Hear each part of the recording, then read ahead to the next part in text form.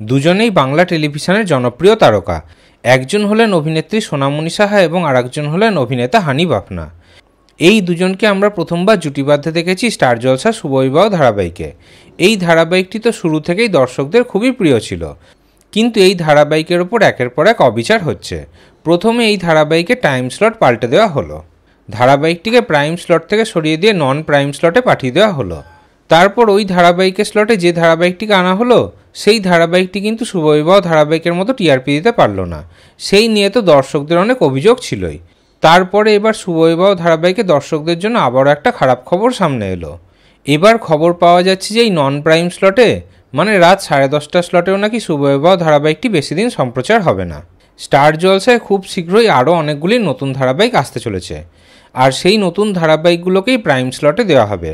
আর prime স্লটে সম্প্রচার হওয়া কিছু ধারাবাহিককে রাতের দিকে পাঠিয়ে দেওয়া হবে, মানে শুভবিবাহ ধারাবাহিকের স্লটে অন্য কোনো জনপ্রিয় ধারাবাহিককে পাঠিয়ে দেওয়া হবে, আর সেই স্লটেই নতুন একটি ধারাবাহিক আসবে। সেই কারণেই শুভবিবাহ ধারাবাহিকটি 1 বছর হওয়ার আগে নাকি শেষ হয়ে যাবে।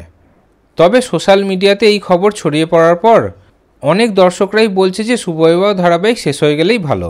ধারাবাহিকের সঙ্গে তো একের পর এক অবিচার হচ্ছে। নন প্রাইম স্লট এই ধারাবাহিকটি ডিজার্ভ করে না, এই ধারাবাহিকটি প্রাইম স্লট ডিজার্ভ করে। তাই ধারাবাহিকটিকে শেষ করে দেওয়াই ভালো। কোনোদিনও ধারাবাহিকটি নিজের যোগ্য সম্মান পায়নি।